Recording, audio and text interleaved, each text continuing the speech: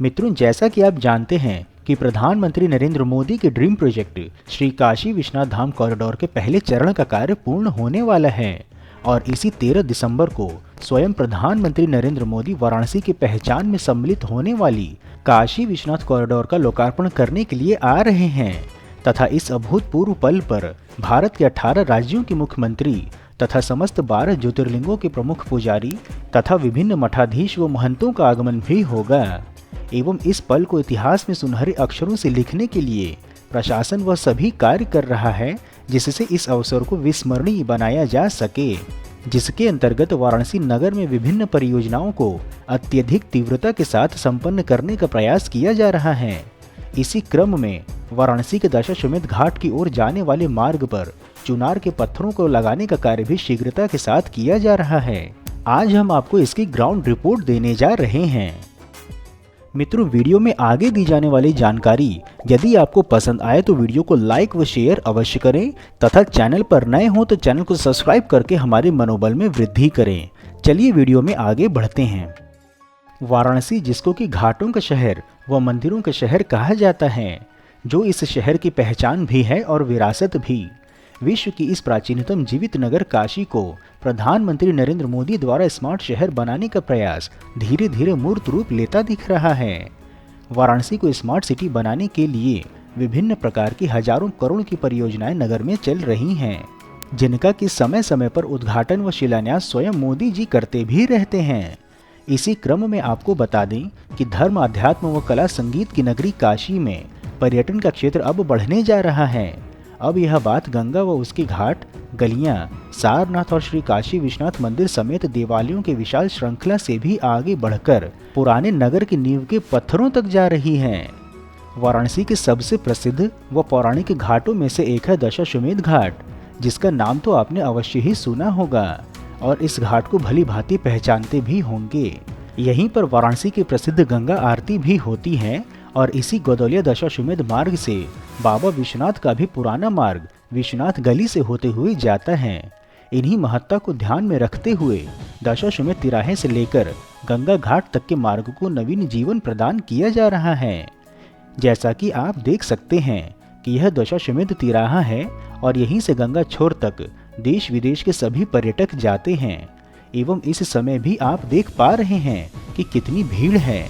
सभी लोग गंगा स्नान व गंगा जल लेकर बाबा विश्वनाथ के दर्शन के लिए जा रहे हैं तथा कई लोग गंगा घाट घूमने आदि के लिए भी आए हैं।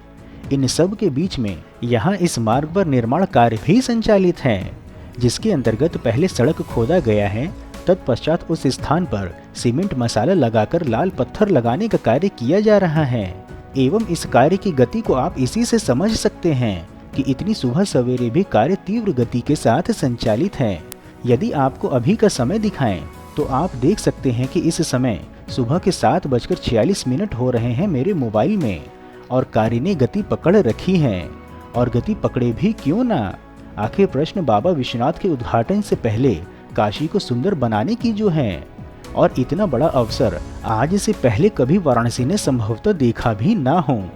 आइए आपको उन पत्थरों के भी दृश्य दिखाते हैं जिनका प्रयोग इनमें होना है। आप देख सकते हैं कि इन पत्थरों को यहीं कुछ दूर पहले ही सड़क किनारे रखा गया है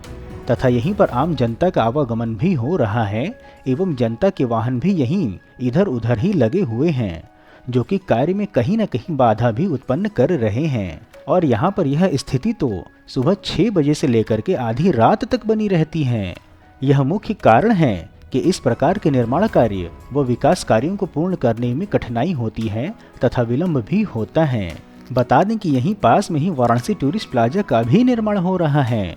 आइए आपको उसके भी दृश्य दिखाते हैं।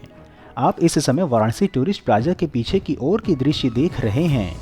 जहां पर भी निर्माण कार्य संचालित है तथा इस स्थान पर पहले एक ऑफिसर्स मेस हुआ करता था, जिसे कि हटाकर अब वाराणसी टूरिस्ट प्लाजा में ही सम्मिलित कर दिया गया है। आपको बता दें कि पर्यटकों व दर्शनार्थियों की भारी संख्या के कारण से भी यहाँ पर कार्य सुबह सुबह किया जा रहा है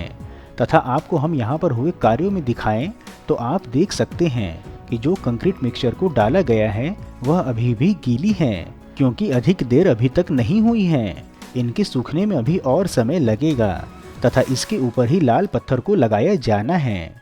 बता दें कि जब से माननीय नरेंद्र मोदी जी वाराणसी के सांसद बन भारत के प्रधानमंत्री बने हैं, तब से वाराणसी के गंगा घाटों का कायाकल्प हो गया है।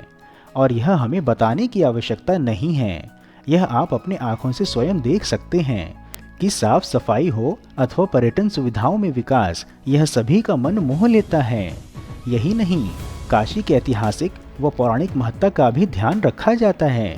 और इसके लिए भी वाराणसी के सभी घाटों पर हर घाट से जुड़े उनके इतिहास व महत्व को बताने वाले शिलापट्ट व साइन बोर्ड आदि भी लगाने का विशेष कार्य किया गया है। जानकारी के लिए बता दें कि वाराणसी के 80 घाट पर भी जमी मोटी मिट्टी व गाद की सतह को हटाने का कार्य तीव्रता के साथ करने के लिए जेसीबी की सहायता भी लिया जा रहा है, जिससे कि 80 घाट का पुराना स्वरूप कुछ ही दिनों में लौट सकेगा तथा गंगा के पानी और घाट के मध्य की दूरी को भी समाप्त किया जा सकेगा। वहीं 80 घाट से लगभग 5.5 किलोमीटर की दूरी पर खिड़किया घाट के निर्माण कार्य के पहले चरण का कार्य भी लगभग पूर्ण हो चुका है और प्रधानमंत्री के आगमन पर वाराणसी के सबसे महत्वपूर्ण परियोजना व प्रधानमंत्री के dream project Kashi Vishwanath corridor का उद्घाटन होगा। इसके पश्चात और भी कई परियोजनाओं का शिलान्यास व लोकार्पण होगा, जिसमें कि खिड़किया घाट का लोकार्पण भी होना है।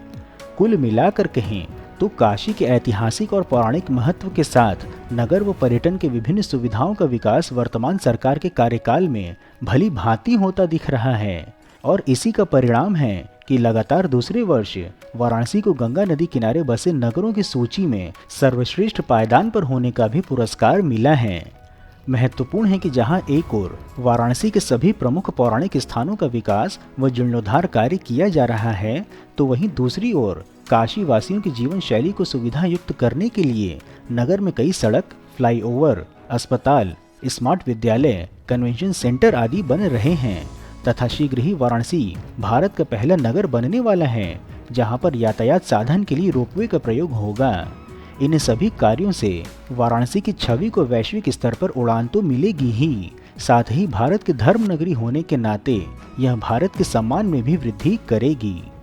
मित्रों, यदि आपको वीडियो में दी हुई वाराणसी के घाटों के कायाकल्प की जानकारी पसंद आई हो तो हर हर महादेव कमेंट बॉक्स में अवश्य लिखें एवं यदि कोई सुझाव हो तो वह भी बताएं। इसके अतिरिक्त यदि आप नए दर्शक हैं अथवा अभी तक आपने चैनल सब्सक्राइब नहीं किया है तो चैनल सब्सक्राइब कर हमें कृतज्ञ अवश्य करें। फिर मिलेंगे हम नई वीडियो में नई जानकारी के साथ, तब तक के लिए जय हिंद, हर हर महादेव।